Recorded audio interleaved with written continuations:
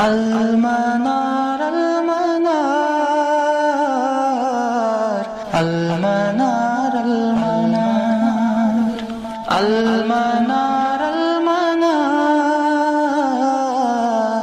المنار المنار اے امین علم و فن، اے حکمتوں کے انجمن، تجھ پہ نازاں ہے چمن، تجھ پہ نازاں ہے چمن۔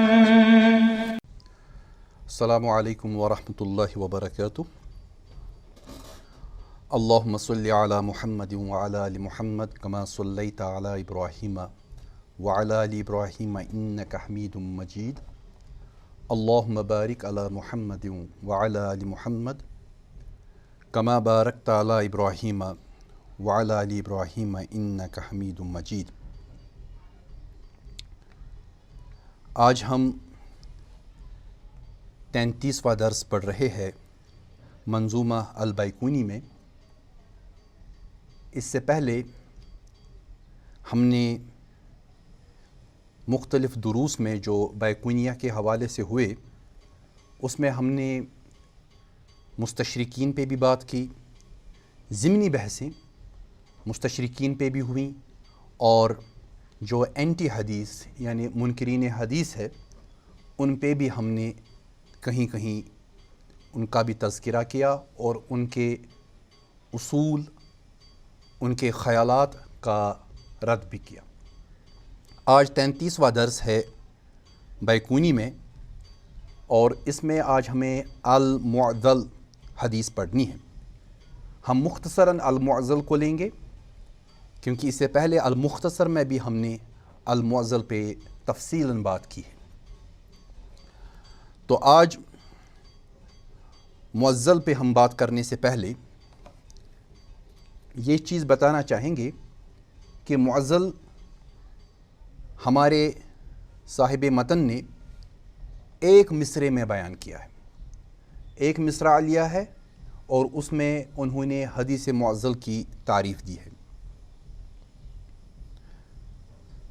ہمارے صاحب متن بیان کرتے ہیں، ناظم بیان کرتے ہیں والمعضل الساکت من حسنان، کہ معضل وہ حدیث ہے جس میں دو راوی ساکت ہو، جس میں دو راوی گر رہے ہوں۔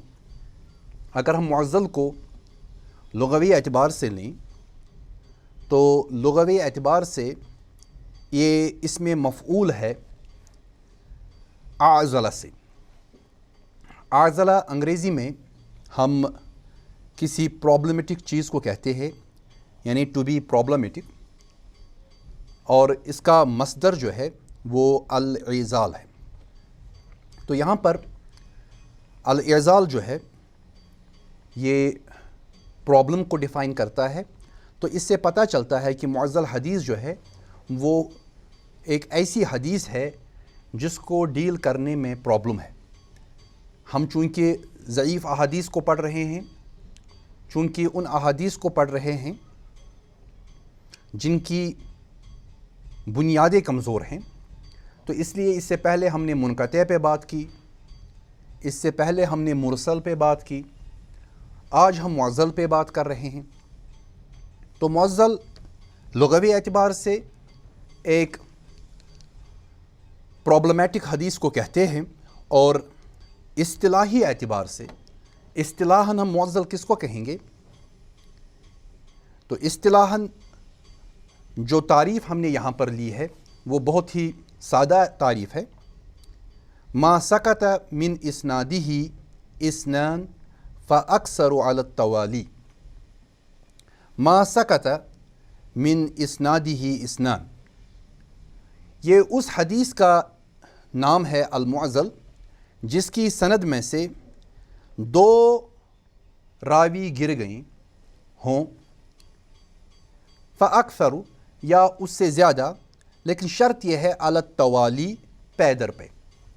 جب کسی حدیث کی سند میں سے دو یا دو سے زیادہ راوی پے در پے گرتے جائیں، وہ حذف ہوں تو ایسی حدیث کو ہم معضل کہتے ہیں۔ تو تعریف بتاتی ہے کہ معضل حدیث وہ حدیث ہے جس میں آفت جو ہے وہ دگنی ہے یا دو سے زیادہ۔ کیوں؟ ایک راوی حذف تھا، مسئلہ تھا، اب جب دو ہوں، تین ہو، چار ہوں اور وہ بھی پے در پے، تو مسئلہ تو زیادہ ہی پیچیدہ ہو جائے گا۔ یہی وجہ ہے کہ علماء حدیث اور علماء اصطلاح نے اس کو معضل کا نام دیا ہے، اور معضل یعنی پرابلمیٹک۔ تو کہیں نہ کہیں اصطلاح اور لغت کا آپس میں تعلق دکھائی دیتا ہے معضل کی تعریف میں۔ تو شرط جو ہے وہ یہی ہے کہ علی التوالی یہ حذف جو ہے، یہ سکوت جو ہے، یہ پے در پے ہونا چاہیے۔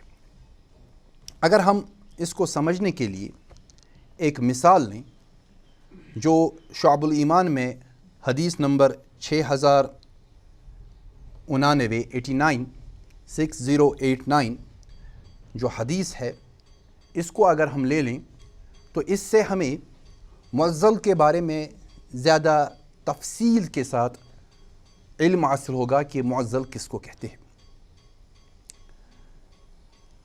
اگر آپ روات کو دیکھیں گے، اخبرنا ابو الحسین ابن بشران، یہ بیان کر رہے ہیں قال اخبرنا الحسین ابن صفوان، یہ بیان کرتے ہیں کہ ہم سے بیان کیا حسین ابن صفوان نے۔ قال حدثنا عبداللہ ابن ابی الدنیا، وہ بیان کرتے ہیں کہ ہم سے بیان کیا عبداللہ ابن ابی الدنیا نے۔ قال حدثنا، اور وہ بیان کرتے ہیں کہ ہم سے بیان کیا یوسف ابن موسیٰ نے۔ قال حدثنا، اور وہ بیان کرتے ہیں کہ ہم کو بیان کیا عمرو بن عمران، عمرو ابن عمران نے، عن سعید، اور وہ سعید کی بنیاد پر بات کرتے ہیں، عن قتادہ، اور وہ قتادہ کی بنیاد پر بات کرتے ہیں، قتادہ سے سنا ہے۔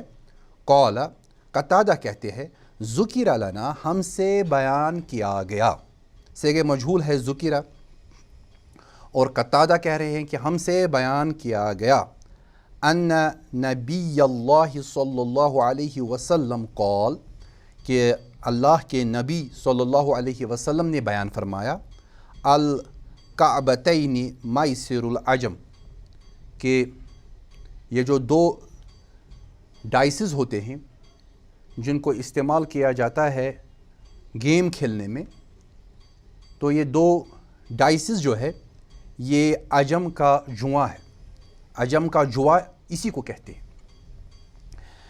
تو یہ قتادہ بیان کرتے ہیں، اور قتادہ صحابی نہیں ہے، لیکن بیان کرتے ہیں صیغہ مجہول کے ساتھ کہ ہمیں بتایا گیا کہ رسول اللہ صلی اللہ علیہ وسلم نے بیان فرمایا۔ تو پہلی چیز جو ہمیں یہ بتاتی ہے کہ قتادہ نے خود رسول اللہ صلی اللہ علیہ وسلم سے نہیں سنا، اور نہ قتادہ نے اس کا دعویٰ کیا کہ انہوں نے رسول اللہ صلی اللہ علیہ وسلم سے سنا ہے۔ کیوں؟ کیونکہ وہ کہتے ہیں ذکر لنا، ہم سے بیان کیا گیا، ہم سے تذکرہ کیا گیا۔ یہ نہیں کہتے کہ میں نے سنا، یہ نہیں کہتے کہ رسول اللہ صلی اللہ علیہ وسلم نے میرے سامنے بیان فرمایا، کیونکہ زمانی اعتبار سے ان میں ایک لمبا گیپ ہے۔ اسی حدیث کی دوسری طرح ہے، اسی حدیث کی ایک اور سند ہے کہ بیان کرتے ہیں محمد، وہ بیان کرتے ہیں کہ ہم سے بیان کیا حسین نے، وہ بیان کرتے ہیں کہ ہم سے بیان کیا عبداللہ نے، وہ بیان کرتے ہیں کہ ہم سے بیان کیا یوسف نے، اور وہ بیان کرتے ہیں کہ ہم سے عمرو ابن عمران نے بیان کیا، اور وہ بیان کرتے ہیں کہ ہم سے بیان کیا سعید نے، اور سعید بیان کرتے ہیں کہ ہم سے بیان کیا قتادہ نے۔ قتادہ بیان کرتے ہیں قال ذکر لنا، کہ ہم سے بیان کیا ان نبی صلی اللہ علیہ وسلم قال، ہم سے بیان کیا گیا کہ اللہ کے نبی صلی اللہ علیہ وسلم نے بیان فرمایا الکعبتان من میسر العجم، کہ کعبتان ڈائسز یعنی پانسے جو ہوتے ہیں، دو پانسے، یہ عجم کا جواں ہے، عجم کے جوے میں سے ہے، من یہاں پر ہے، عجم کے جوے میں سے ہیں۔ تو یہ ابن ابی الدنیا نے بیان کیا ہے اس کو، حدیث نمبر 75۔ تو اگر آپ دونوں کو دیکھیں گے، میں نے قتادہ کا رنگ جو یہاں پر رکھا ہے، قتادہ کا جو فونٹ ہے وہ میں نے ریڈ کلر میں رکھا ہے تاکہ آپ پہ واضح ہو جائے کہ قتادہ جو ہے وہ صحابی نہیں ہے۔ اور قتادہ کے بارے میں اگر آپ اسماء الرجال کی کتابیں کھولیں گے تو ہمیں پتہ چلتا ہے کہ قتادہ ہوا ابو الخطاب، وہ ابو الخطاب ابن دعامہ ہے، السدوسی اس کی نسبت ہے، البصری ہے، اور ان کی پیدائش جو ہے 60 ہجری ہے اور ان کا انتقال جو ہے 117 ہجری ہے۔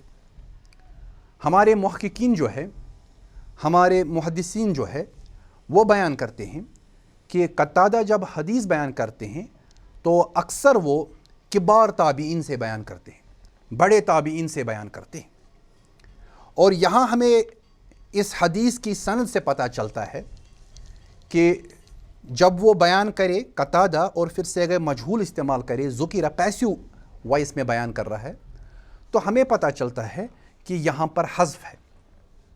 ایک تو کبار تابعین حذف ہے، کوئی نہ کوئی تابعی ہوگا جس سے انہوں نے سنا ہوگا، اور اس تابعی نے بھی خود رسول اللہ صلی اللہ علیہ وسلم سے نہیں سنا ہوگا، انہوں نے جس سے سنا ہوگا وہ صحابی ہوگا یا وہ دوسرا تابعی ہو سکتا ہے۔ بہرحال اگر ہم یہ خیال کریں کہ قتادہ نے بڑے تابعی سے سنا ہے اور اس بڑے تابعی نے صحابی سے سنا ہے، تو کم از کم 2 راوی پھر حذف ہوتے ہیں، 2 راویوں کا سقوط ہوتا ہے، اور ہم قتادہ سے ہم ڈائریکٹلی جمپ کر رہے ہیں سیدنا محمد صلی اللہ علیہ وسلم کی طرف۔ تو اس کا مطلب یہ ہوا کہ ہماری سند میں پے در پہ 2 راوی محذوف ہے۔ تو اس بنیاد پر ہم کہتے ہیں، علماء حدیث کا بیان ہے کہ یہ حدیث جو ہے القابتان من میسر العجم، یا اس کی دوسرا جو اس کا ورژن ہے وہ ہے القابتین میسر العجم، کہ 2 پانسے جو ہے وہ ان کا استعمال کرنا، ان کے ساتھ کھیلنا یا ان کو پھینکنا کھیل میں، یہ جوا ہے عجم کا، یا دوسرا ترجمہ ہو سکتا ہے القابتان من میسر العجم، یہ عجم کے جوئے میں سے ہے، it's a part of this gambling of non Arabs. تو ان دونوں متون کو اگر ہم سامنے رکھیں، لیکن سند بتاتی ہے کہ یہ حدیث جو ہے معضل ہے۔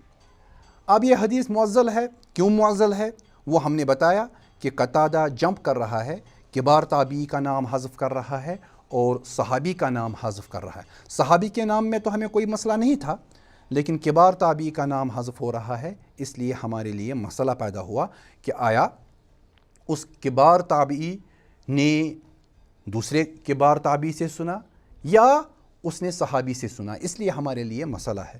لیکن خود قتادہ نے اس کا تذکرہ کر لیا ہے، انہوں نے اشارہ کر لیا ہے جب انہوں نے بیان فرمایا ذکر لنا صیغہ مجہول کے ساتھ کہ ہمیں بتایا گیا، ہمیں خبر دی گئی، تو اسی لیے اس کا جو حکم ہے، حکم معضل حدیث کا جو حکم ہے وہ آپ کو زیر نظر رکھنا ہے۔ المعضل حدیث ضعیف، معضل حدیث ضعیف ہوتا ہے، وہو اسوأ حالا من المرسل والمنقطع، اور یہ برا ہوتا ہے، زیادہ برا ہوتا ہے حال کے اعتبار سے مرسل سے بھی اور منقطع سے بھی۔ وجہ کیا ہے؟ لکثرت المحذوفین من الاسناد، اسناد میں سے محذوفین جو ہے اس میں جو حذف ہے، سقوط جن کا ہے، ان کی کثرت تعداد کی وجہ سے ہے۔ وہذا الحکم علی المعضل بالاتفاق بین العلماء، اور یہ حکم جو ہے معضل پر، یہ علماء کے درمیان جو اتفاق ہے اس پر کہ معضل قابل حجت نہیں۔ تو تمام علماء حدیث جو ہے اس چیز پر متفق ہے کہ معضل حدیث جو ہے وہ قابل حجت نہیں، کیونکہ وجہ یہی ہے کہ ہمیں ایک کے بارے میں پتہ نہیں تھا تو ہم اسماء و رجال کی کتاب سے فائدہ نہیں اٹھا سکتے، ہم جرح و تعدیل کی کتاب سے فائدہ نہیں اٹھا سکتے۔ کیوں؟ کیونکہ ہمیں پتہ ہی نہیں ہے کہ جو راوی حذف ہے وہ کون ہے۔ اب جب ایک تھا تو مسئلہ تھا، اب 2 حذف ہے یا 2 سے زیادہ حذف ہے، اس لیے ہمارے لیے مسئلہ زیادہ پیچیدہ ہو رہا ہے۔ اس لیے علماء حدیث کا کہنا ہے کہ معضل حدیث قابل حجت نہیں ہو سکتی۔ یہاں پر ایک چیز کا میں اور تذکرہ کرنا چاہتا ہوں کہ ہمیں پتہ ہے کہ منقطع حدیث جو ہے وہ ضعیف ہے، ہمیں پتہ ہے کہ مرسل حدیث اصلاً ضعیف ہے، اور اسی طرح بہت سی احادیث جن میں سکوت ہے، معلق ہو، وہ بھی ضعیف ہے۔ لیکن یہ سارا ضعیف ہونا جو ہے ان کا، یہ اس چیز کی بنیاد پر ہے کیونکہ سند میں سکوت ہے۔ اگر کوئی دوسری سند آ جائے جس میں سکوت نہیں ہے اور وہ اس گیپ کو فل کر رہی ہے جو معضل حدیث میں ہے، یا جو دوسری منقطع حدیث میں ہے، یا مرسل حدیث میں ہے، یا معلق حدیث میں ہے، اس گیپ کو فل کر رہی ہے، اور متن وہی ہے حدیث کا جس کی ایک سند ہمارے پاس کمزور سند موجود تھی، ٹوٹی ہوئی سند موجود تھی، تو ایسی صورت میں ہم اس سند کو قبول کریں گے، اس کی بنیاد پر اس کے متن کو بھی قبول کریں گے، اور یہ جو متن ہے اس متن کو بھی ہم یہ کہہ کر قبول کر سکتے ہیں کہ اس کے شواہد مل رہے ہیں، اس کی تابع مل رہی ہے، اسی لیے ہم اس کو قبول کرتے ہیں۔ تو اس سے مجھے اس چیز کی طرف اشارہ کرنا ہے کہ اصل میں معضل جو ہے وہ متن کے اعتبار سے ضعیف نہیں ہوتی۔ ممکن ہے کہ متن صحیح ہو، ممکن ہے کہ متن صحیح نہ ہو، دونوں احتمالات ہے، لیکن چانسز یہ ہے کہ اصل میں یہ سند کی بنیاد پر ہم کہہ رہے ہیں کہ یہ حدیث قابل حجت نہیں، کیونکہ ہمیں اس چیز کا ثبوت نہیں مل رہا ہے کہ یہ متن جو ہے وہ رسول اللہ صلی اللہ علیہ وسلم کی طرف سے ہے، اور یہ تسلسل کے ساتھ اس مصنف کتاب تک پہنچا ہے جس نے اس کو اپنی کتاب میں درج کیا ہے۔ تو معضل کی بنیادی پریشانی جو ہے وہ یہ ہے کہ سند ٹوٹی ہوئی ہے۔ متن پہ تب حرف آئے گا جب ہمیں یہ واضح ہو کہ جب سند ٹوٹتی ہے اس میں جو شخص ہے وہ کذاب ہے، مثلا کوئی ایسا شخص جس سے سنا گیا ہے وہ کذاب تھا، جھوٹا تھا، حدیثیں گڑتا تھا، تو ایسی صورت میں ہم کہیں گے کہ متن اس کا شاید گڑا ہوا ہو۔ لیکن جب تک ہمیں پتہ نہیں تب تک ہم یہ کہیں گے کہ ممکن ہے کہ یہ متن رسول اللہ صلی اللہ علیہ وسلم سے ہی ادا ہوا ہو، ممکن ہے کہ یہ ان سے ادا نہ ہوا ہو۔ تو اس لیے بہتر اور احتیاط اس چیز میں ہم یہ کہیں کہ یہ حدیث جو ہے سند کے اعتبار سے ہمارے لیے معاملہ بہت ہی خراب کرتی ہے، اور ہم کوئی فیصلہ نہیں لے پاتے کیونکہ ہمارے دو یا دو سے زیادہ راوی حذف ہے، لیکن چانسز ہے کہ یہ متن صحیح ہو۔ اگر کہیں ہمیں متصل سند مل گئی اور اس کے روات قابل بھروسہ تھے تب جا کر یہ متن قابل قبول ہو سکتا ہے۔ لیکن یہ بھی کہنا کہ اگر معضل ہے تو ممکن ہے کہ اس کا متن صحیح ہو تو ہم قبول بھی کر لیں، نہیں۔ دین کے بارے میں احتمال کی بنیاد پر دین کو قبول نہیں کیا جاتا۔ احتمال کی بنیاد پر ہم کسی چیز کو دین نہیں بنا سکتے۔ دین کو تب جا کے قبول کیا جا سکتا ہے جب اس میں اعتماد پیدا ہو۔ ہمارے لیے انسانی وسائل کی حد تک جو اعتماد ہے وہ سند کا متصل ہونا، اور پھر راویوں کا ضبط اور راویوں کی عدالہ، یہ چیزیں ہمیں جب وہ چیزیں مس ہو رہی ہیں تو اس وجہ سے ہمیں پرابلم ہو سکتی ہے، اور ہم یہ کہیں گے کہ احتیاط اس میں ہے کہ اس کو ہم ضعیف شمار کریں۔ ضعیف کا مطلب یہ ہے کہ اس سے تب تک حجت نہیں لی جائے گی جب تک نہ اس کی سند صحیح ثابت ہو جائے، متصل ثابت ہو جائے، تب جا کر ہم اس حدیث کے متن سے حجت لیں گے۔ بات کو ہم آج اسی نقطے پر مکمل کریں گے، چونکہ میں نے اس بائقونی کے شعر میں سے صرف ایک شعر پڑھا، ایک مصرع پڑھا، وہ تھا والمعضل الساکت من حسنان، اور اس کا جو دوسرا حصہ ہے وہ ہے وما اتا مدلسا نوعان۔ تو وہ انشاءاللہ اگلے ہفتے جس میں ہم بات کریں گے مدلس حدیث پر کہ کس طرح راوی تدلیس وغیرہ کرتا ہے، تو یہ انشاءاللہ اگلے ہفتے لیں گے ہم، اس پہ ہم مزید بات کریں گے۔ فی الحال ہم بات کو یہیں پر مکمل کرتے ہیں۔ وآخر دعوانا ان الحمد للہ رب العالمین۔ المنار المنار المنار المنار المنار